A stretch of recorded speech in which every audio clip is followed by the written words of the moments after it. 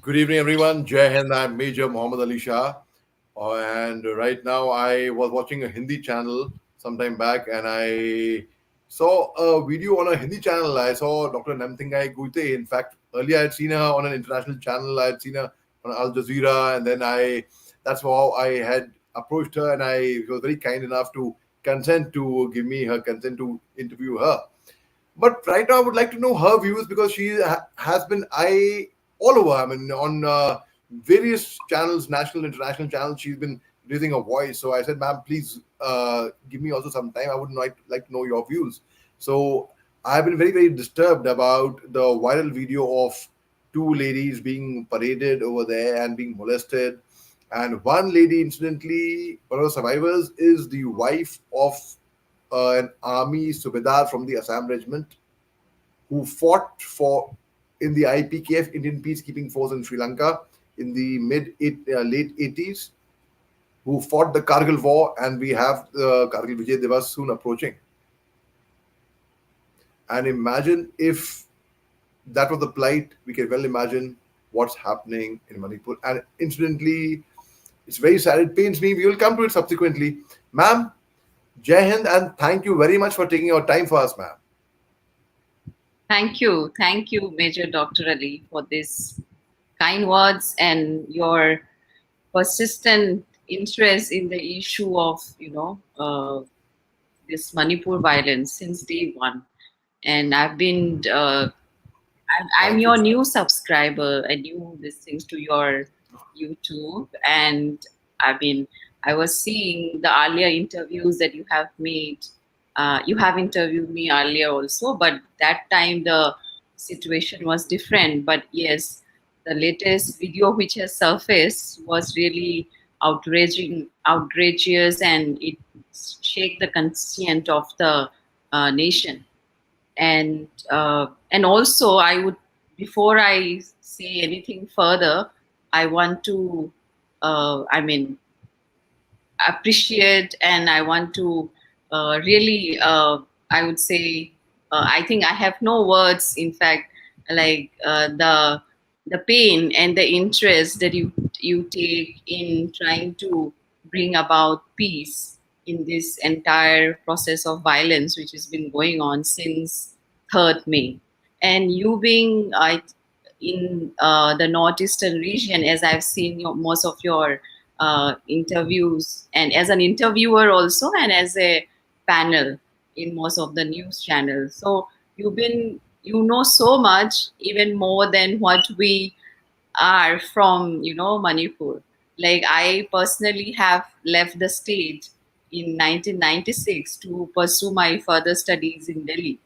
And uh, and it's not out of choice, it's more out of compulsion that we have to come out of the state because of the ongoing ethnic violence and disturbance in the state. And there was no proper academic year which could be complete on time. So the fear of your parents were clearly visible, that your children won't be able to complete their graduation or further studies if they continue to study in a state like Manipur. So my childhood years have been always, it's a memory where we have this kind of, violence which is happening, but not at this magnitude. It's like, your suddenly there will be a ban, suddenly there will be a strike called by the All Manipur Students Union, and then the demand for inclusion of Manipuri in the 8th schedule, and then the demand for a separate state. So I have seen a lot of uh, militancy work, and then and killings of your important, eminent people in your community too. So that is something which has, like, kind of put us in a situation where we have to come out of the state for a better life, for a better education. So this violence reminds us of our childhood memories. But you came in northeastern state because of your service and your association with armed forces and trying to bring about peace in the northeastern region. And you have seen in your growing up years conflict, and then as a grown up adult you have been working closely with the militant group, and also in trying to I didn't work with always, them, but I didn't work with them. They were adversaries, so I I mean to worked say, against you them. have, yeah, your close interaction, and then trying to bring about peace and control a law and order situation so that people have a normal life in that conflict, a very conflict, endemic conflict zone, generally northeastern region. So that is something. I mean, I just want to appreciate your, contribution and your effort in trying to make things work out for both the communities. Ma'am, feels so good, and thank you so much for your kind words. Feel very good when your efforts are acknowledged, recognized, and appreciated by somebody of your stature. From there, it really means a lot. And आपने, if I'm permitted to speak in Hindi, if people would understand, आपने बहुत बड़ी बात बोल दी. You said that probably something ऐसे कुछ कहा, if my ears heard right, that more than us or something like. No, ma'am, it's not more than you. Your concern, your love, your knowing. हाँ, इतना मैं मानता हूँ. I agree with this much that I know Manipur better than I know my own home city. This much I agree. बाकी किसी से ज्यादा या कम, I don't know about all that, but yes, definitely I consider Manipur to be I am more comfortable with people from the northeast. I'll be very very honest. I'm more comfortable with people from the northeast than I believe, I'm more comfortable. yeah, I believe you've been to all the state of the northeastern region. Sometimes the mainland people tends to think that when you say northeastern region, it's a very homogeneous group. No, there is so much of heterogeneity and intra-regional diversity within the northeastern region also. I myself have not been to most of the state in India. No, sorry, most of the state in the northeastern region. I've been to Nagaland, I've been to Assam, Meghalaya, then Oh, Manipur. Then Nagamis jani ase. Nagamis jani ase. Na jani. I don't know Ulop ulop jani Nagamis. ase. I don't speak Nagamis. Na jani ase. Hoi hoi hoi hoi. Apui logote log paikina bishi bishi kushi paise. Na jani. Apuni khaise khanna hai. Bhal khaise. It's Greek to me. Okay. Yeah, I All have right. Naga friends, Naga students, but yeah, Ami bhi I naga ase. Ami bhi naga ase. huh? Ami bhi naga ase. Moi lagna maliba ase. I'm also naga, I'm saying. Okay, okay, okay. So yes, tell me. Though I know you're Cookie, and in '94 there were serious clash between the Nagas and Cookies, but then became friends ultimately. And uh, ma'am, it is really I feel very very good whenever I am in conversations with anybody from Northeast, be it a Naga, be it Awangami, Chang, Chakang, Sema, Lotha, Konyak, be it anyone, be it Mhm. the Chakmas of Mizoram, be it the Apatami tribe from Arunachal Pradesh, be it the Garud or Khasis of Shillong, be it be it the Maithil also, be it the Maithil of Manipur, be it the Cookies, be it the Pangals, be it the Sanamais, be it everyone, be it the Tankuls. I just have an affinity towards the Northeast. Maybe earlier in my previous birth, I must have been from the Northeast, perhaps. Maybe that's the reason. Ma'am, ma'am, thank you very much, ma'am. But really, it's really yesterday I was in conversation with the former MP of Manipur, Kim, and Kim, ma'am, what she told me really made my day. Anyhow, I would be interviewing Kim, and I will share that interview with you, ma'am. The viral video of two ladies which came about, it was like very shocking. It was shocker to the whole world, and unfortunately, I hope I don't make you uncomfortable. You're free to, if I ask you any uncomfortable question, you're free to say that you're not very comfortable with it. Ma'am, I saw on YouTube, on one of your interviews on a TV channel, on that somebody had commented very shamelessly I wish that was you. That was very disturbing. How Mhm. did you handle that? Did you reply back to that comment, or you chose to ignore it, or did you report it? What was it like?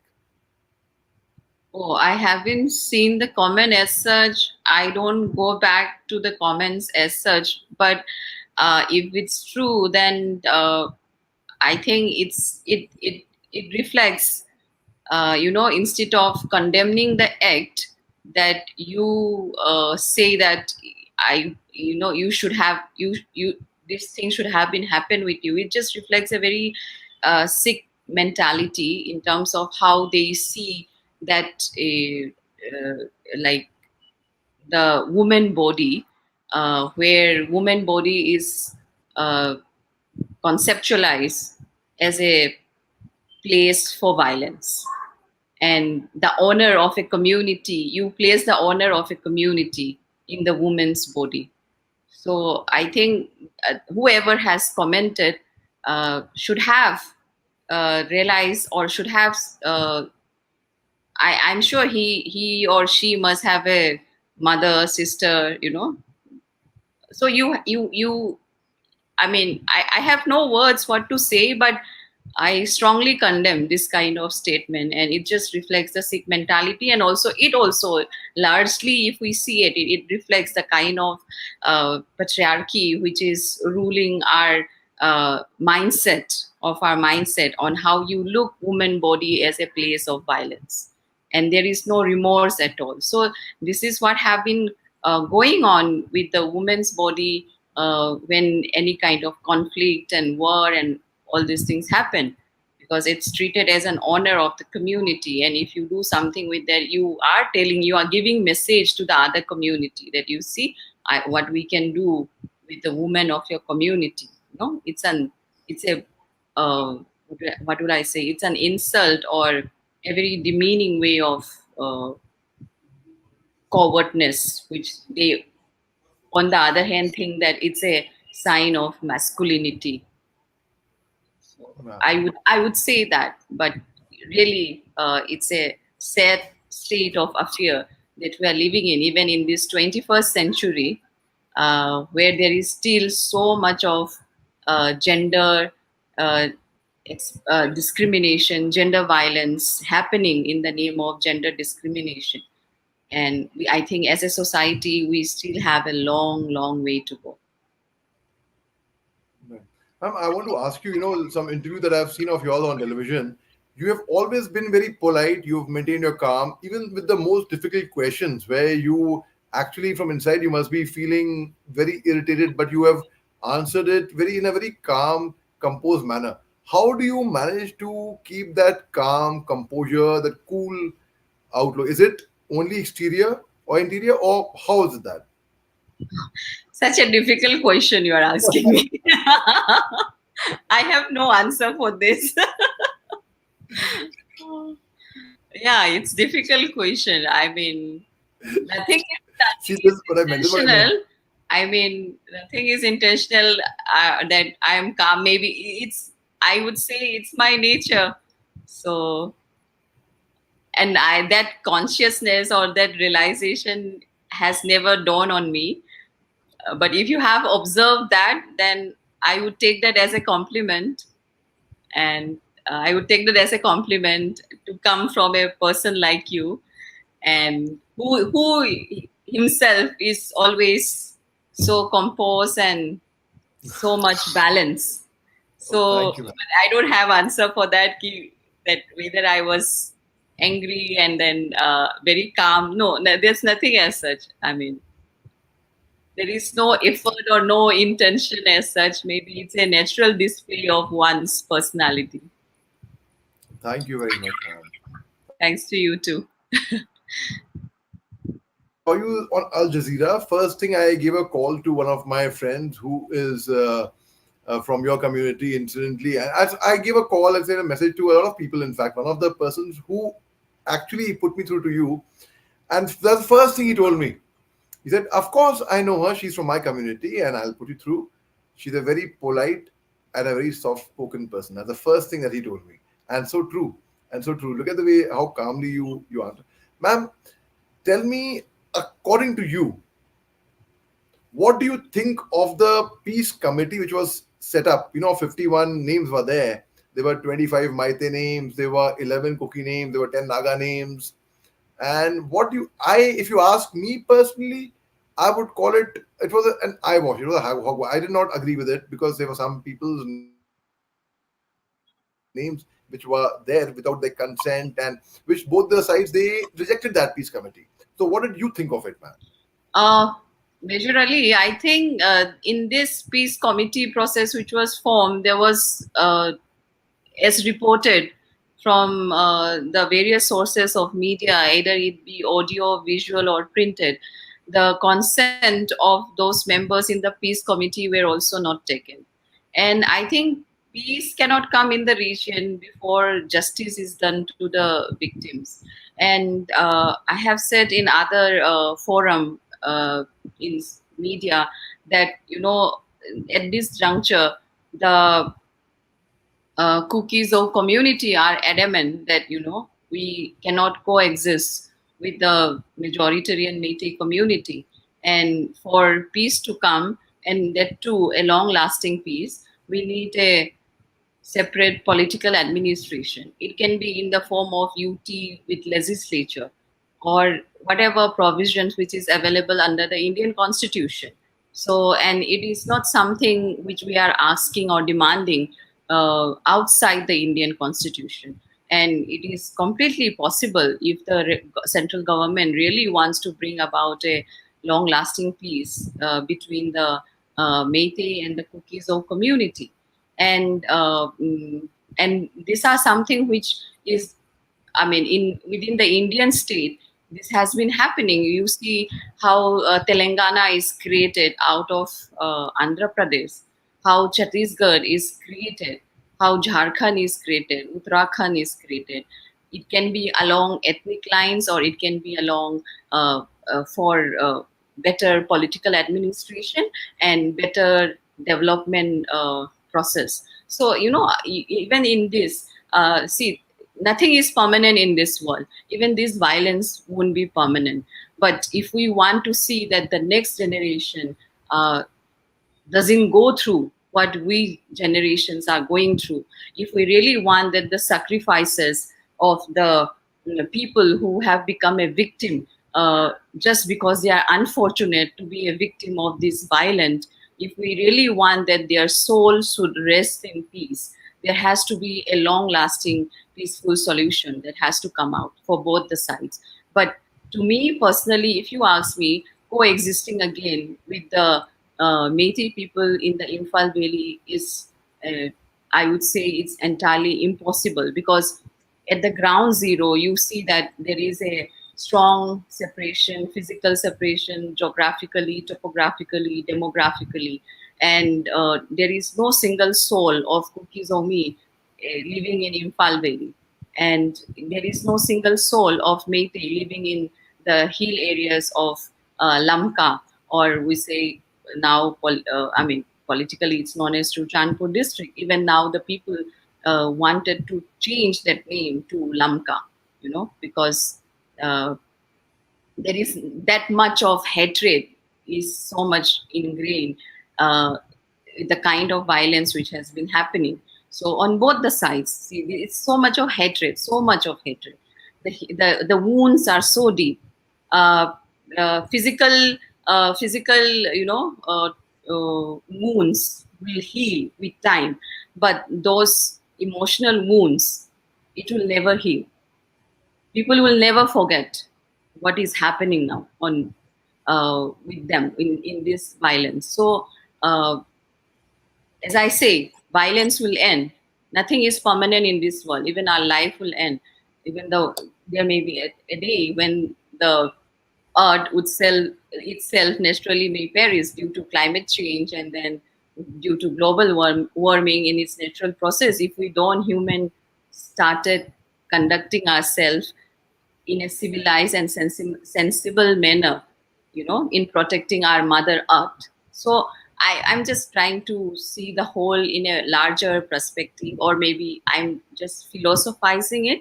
But This is the, to me, this is the most practical solution that I can see if we really wants to bring about development and long lasting peace in that area.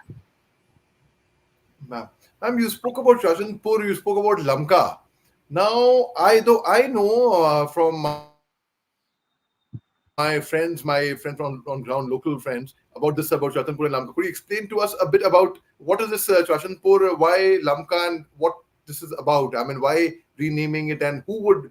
I mean, if I understand it correctly, Shashanpur is named after Lord Shashanpur, King Lord Shashan, from who's from the Maite community, and CCP we used to call it. And Lamka is, the cookies want to rename it as that, and they, is that the thing? What is it? Could you explain a bit about that, Yeah, please? the naming of that district was also against the consent or wishes of the people who are living in that area. Historically, I may not be right also, but historically the name comes because there was some treaty which was signed in the now what they call Thanlon subdivision in that area. Some treaty was signed, so I may be corrected if I'm wrong because I'm not an authority, I'm not a historian. So this is one of the reason why that naming has been happening. And but as I say, it's against the consent of the people over there. And Lamka is something which actually means a crossroad, and this has been the local name. Like we have in our name, our pet name, our nickname, I would say, our nickname. So it's the local, everyone, no, none of us from that place, we never say Churchanpur. We always use Lamka, Lamka. So that's how the name comes. And there was in the Manipur Legislative Assembly also, there was a proposal to change the name, but somehow I think it could not garner the support of all the ethnic communities who are residing in the Churchanpur district. So that's how the name remained unchanged. So now that with the tribal unity growing in a big way and having the same political aspirations to be governed in under one administration, so uh, let's hope the center hears our prayers and our demand. And Do you have a cat at home? Do you have a cat at home, ma'am? yeah, I heard a cat. I heard, anyway, go ahead. We also have a cat at home, by the way. Yes, ma'am. okay, okay, yes. I think the cat also wants to give an interview, also wants to raise a concern that yes, you should be listening to her. Good one, ma'am. What's your cat's name, ma'am? Leo. Leo, that's a very nice name. All right. All right. Please, ma'am. Sorry to interrupt. Go ahead, please. Yeah, that's it. That's it. Yeah. Ma'am, tell me, I'll tell you a bit of my personal experience on ground in the Northeast. When I say the Northeast, I do not mean only Chwachanpur, as you mentioned, or Lamka, as you mentioned just now, or Manipur, or Nagaland, or Mizoram. I've traveled extensively throughout Northeast, in fact. I'll tell you one day in the evening, this was in 2005, I'll tell you that. And the infamous, allegedly, Manorama Devi rape case had just taken place in 2004. There's a big controversy, and the emotions and the passion and the feelings were very anti-army, very anti-Assam Rifles at that time. And I was coming from Jammu Kashmir, where there was also Armed Forces Special Power Act, and I was 30 meters away from the Pakistani post. I was defending the last post of the Indian Army, and here was the first post of Pakistan. And I was told that the sentiments in the Northeast would be very anti-Indian Army. Okay. So one day at night in the evening, we went for a petrol. We went to a hut, and I spoke to the family over there. They welcomed us, but I could sense a slight bit of discomfort in the family. And the head man, the head of the family, was a bit uncomfortable. So I felt that he's not comfortable with the army. So within 5 minutes, we said, okay, let's go, let's go. Because the idea was not to enter and search or anything. The idea was just to make friends. Ma'am, he said, you will not go. He made us sit down. He forced us to sit down. They prepared tea for us. They served water. They made very good tea. And I would must say, one of the best teas I've ever had in my life till today. I would say that as well. Anyhow, after tea, then like a good guest they were, and a good host rather, I would say. We left. Later on, I got to know the truth, the reality, man. And the reality was this: that family was so poor, they didn't have tea powder in their house. mm, They didn't have milk in their house. But yet, he went there, his family member went and borrowed tea powder from the neighbor, borrowed tea milk from the neighbor, some other neighbor, made tea for us, served us tea. And that night, I got to know that that family who had little children also, they didn't have dinner. Now, that was the large heartedness of a family which was so poor from the Northeast. When I heard this, I got to know the story, I was so moved, so moved. I will not tell you how I uh, thank them and such things later on. But that's the reason I've always held people from Northeast to be of very very high repute and very principled people, men of their word, who are very cultured. There was an incident. I think I sent you that link. You saw it on YouTube where I was along with four other officers, five soldiers were captured by the underground by the insurgents in somewhere northeast. They mm. put a blindfold on our heads. They put guns on our head, and but they didn't ill-treat us. They were not disrespectful. Very respectfully, they saluted us also, and they said, "Sir, you have 2 minutes. Please say your prayers." And after, I'm so sorry, I we have to shoot. I can't tell you what plight it was. There was a doctor, army doctor with me, and he was whispering in my ears. He was saying, "Ali, thank you. No matter what happened after 2 minutes, I'm very thankful to you for bringing me over here because I'd only heard and read such people exist. But for the first time in my life, I'm seeing such kind of people in uniform with weapons and are like, sir, maraoge, chup raho." Eh? And but then I started speaking to that gentleman, the company commander, in their dialect, not the language, their dialect. He opened my blindfold. I sat down with him. They made noodles, and we became. And I don't know. We started speaking, and he's all of us were spared. Well, I think language is a big barrier which breaks barriers. It connects a lot of people together. You know, the culture, the tribal affinity, the ethnic culture, the geography, topography, demography, history of the region. It really helps. So I've always maintained that people from Northeast, even the underground for that matter, would not attack women and children. They would not, they had their principles in place. But now, of late, last year, I saw the assassination of a commandant from the Assam Rifles, Colonel Biplab Tripathi. He and his wife and his child, they were killed, unfortunately. And ma'am, I saw two women brutally, they were molested. And just today, an 80-year-old freedom fighter's wife was killed.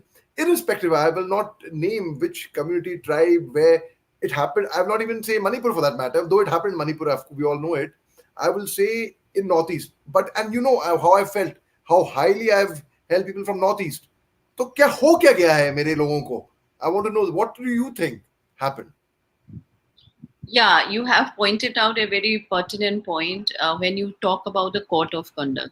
Here, I wanted to say that, in this entire violence, I have not come across a series of, reported violence which is conducted against women and children of the Métis by the Kuki. They have that strong code of conduct even in violence when there is conflict and war, even in history also. Generally, I understand that women and children are at the receiving end, but here in this, and it's not that I am endorsing and I am promoting the violence which is happening. I'm not taking, neither I am not saying that the cookie zo are saint, or the Meitei majority are villain. But my point here is the kind of violence which is meted out to the women and children of Kukizo community is something which is very barbaric. Not only even the women and children, you have men also beheaded. The case of David here, and then there are many other cases of women who are being, assaulted, killed, and then there are these two case of two girls who has also come to light, that their dead bodies are in the morgue in the Regional Institute of Medical Sciences, and then the autopsy or the post-mortem which conducted confirmed that they are sexually assault and rape. So, and as the CM Biren Singh also said that there are many other instances of such violence, not only the video which has resurfaced. He himself admitted to it. But the question here is, if he was aware about it, what was he doing? What was he not taking an action as a chief minister of the state? Where is the law and order? If he's not able to handle the law and order situation in the state, then why is he still the chief minister of the state? I think even today, the prime minister himself said that, if a person cannot handle a law and order situation of the state, then the person should step down. So he did make a strong comment on the law and order situation of the state, but uh, still the main culprit is at large, and we don't want, at this stage, we don't want any words of either sympathy or these things. Now, what at this stage, after 2.5 months of going through the pain, the violence, the humiliation, the torture, now I feel both the parties now need a concrete action and decide on the fate of both the communities, because neutral agencies has to intervene. Both the sides cannot come and sit and talk out in the dialogue. So even though there are many speculation and conspiracy theories when it comes to the reason behind the whole violence, at the end of the day, it boils down to land, and everything is land. And the mob, which has been given the task to terrorize and to terrorize the tribals, even to leave their own villages, to go out, ran out for their life in a uh, in a safer place. So uh, this is terrorizing, and then who terrorize and the people who terrorize have a strong blessings and support of the state government, and it's slowly truth is unfolding majorly. Truth is unfolding, and there are sedition cases also filed by the Assam Rifles, against the against the Meitei militants. So I think I won't say much. Again, this has been covered, and but my prayer to whoever your audience who is listening is to rise up and to voice against such kind of violence and targeted violence and humiliation, which is done on women's body. That that has to be strongly condemned. Yeah. Ma'am, and lastly, before we let you go, I am so sorry. I know I had asked for a few minutes and I've already straight beyond Yes, half an hour. more Ma'am, than 30. Yeah. ma'am, I'm so sorry, ma'am. I know you're busy, ma'am, but I'll quickly wind up. Ma'am, yesterday there was a very big protest march, a very peaceful protest march at Jantar Mantar in New Delhi. And in fact, if I'm not mistaken, it was organized by your friends and people known Yeah, to it's you organized by closely. Joint Unnao Students Forum Delhi, and we have, as a Unnao means brother and sister. So as a Unnao, we have collectively form, like students' body is there, the women forum is there, and the larger forum we have Manipur tribal forum in Delhi. So we are, or jointly organizing the protests, and we are fighting for justice for the victims over there, and we are also, uh, I mean, strongly coordinating uh, how peace and justice can come in Manipur again. Right, ma'am. Ma'am, thank you very much for your time, and I hope peace prevails in a beautiful land like Manipur, beautiful state like Manipur. I love the people over there. They're very hospitable and they are extremely loving, affectionate, very simple people and very emotional people. I hope they do not get carried away by a lot of news, a lot of trolling that happens on social media as well. because I am sorry. I think they were they were I thought probably you would have seen it. Perhaps I saw some very nasty comments, and I thought, oh God, we got to address this, and only cowards sit and do this kind of things. And ma'am, really more power to ladies like you, and you are doing great work, human service. Thank you very much for your time, ma'am. Truly grateful. Take care. Jai Hind, ma'am. Yeah, thanks to you too, Major Ali, and for your, I mean, including the issues, taking up the issues in a big way. May God bless you abundantly for speaking for the minorities and for the victims of this violence. God bless I'm with you. every, And Thank you very much, ma'am. I'm with everyone, I'm with everyone from Northeast, in fact, anyone who is, I'm there for the truth, for the right thing, and I'm a very neutral person. I do not take sides. I speak yes, what yes, is the right thing. I mean, be it, even if in my own religion, my own community, I would say, firstly, my community is an Indian, right? And my religion is, because I'm from the armed forces, so our religion is the country's religion, is the Indian Army is our religion. So I do not take sides. I call a spade a spade. Whatever has to happen, I say that. And you say minority, I mean the people from the Northeast, irrespective of whichever community, caste, creed, religion. I stand by people from the Northeast, and my love for people from the Northeast will always remain. Thank you very much, ma'am. thank you. And we need more and more people like you. Thank you very much, ma'am. Thank you very much. You made my day. Thank you. Good night, ma'am. Good night.